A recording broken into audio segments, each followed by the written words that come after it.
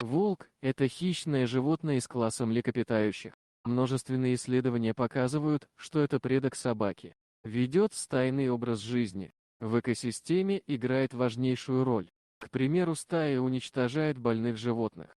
Как-то приехал в деревню один богатей, который решил поднять село. Он открыл молочную ферму, привез много скота, сельчане были рады устроиться к нему на работу, так как платил он хорошо и регулярно.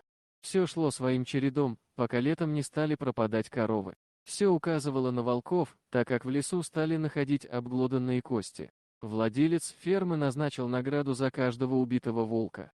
И тут началась настоящая золотая лихорадка. Все, кто мог, охотились на волков сутками. Один из жителей деревни, Сергей, как и другие мужики, решил не упускать лишней возможности заработать. Чтобы наловить больше добычи, выехали на рассвете. Подстрелили утром 3 хищников, но днем не встретили ни одного. Решили устроить привал, разложились, достали тормозки, самогонку. Красота! И тут Сергей увидел, что в кустах напротив что-то мелькнуло, он насторожился и не зря, на них вышел огромный волк. Зверь не нападал, а только рычал, желая их отпугнуть. Сергей, недолго думая, схватился за ружье и одним выстрелом повалил этого зверя. Оставив добычу лежать, охотники пошли дальше. По возвращении охотники увидели, как 3 маленьких волчонка сосут молоко убитой матери. Разгорелся спор, что с ними делать.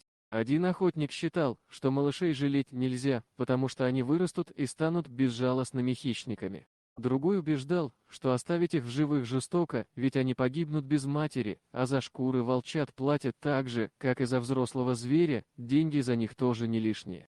А вот Сергей почувствовал вину перед волками и вступился за детенышей. Когда волчат все же застрелили, Сергей не выдержал и набросился на приятеля с кулаками, пытаясь вырвать ружье. Остальные охотники схватили Сергея, чтобы успокоить. Спустя время, чувствуя вину, Сергей похоронил волчицу с малышами под деревом и долго на могиле просил у них прощения. На волков мужчина больше не охотился. Через несколько лет, когда эта история уже немного забылась, Сергей все же решил отправиться на охоту в лес. Долго блуждал по зимнему лесу, но ни одной зверушки так и не встретил. Когда шел домой, началась сильная метель, и Сергей заблудился. Не найдя дороги домой, он упал от усталости в снег. Когда пришел в себя, метель уже утихла, а мужчина увидел стоящих над ним 3 волчат и волчицу. Поняв, что это не сон, он попытался встать, но ничего не вышло. И тут волки бесшумно и не оставляя следов отправились в гору, растворившись вдали. Только он облегченно перевел дух, как послышался волчий вой, и на горе показалась большая волчья стая.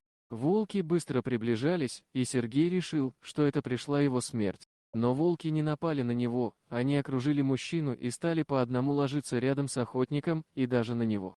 Согревшись от тепла волчьих тел, Сергей уснул. Проснулся он от криков сельчан, которые вышли на его поиски. Мужчина выжил именно благодаря волкам, которые его согревали всю ночь. Дорогие друзья, если вам понравилось видео, поставьте лайк, а также подписывайтесь на канал, где найдете еще много интересного.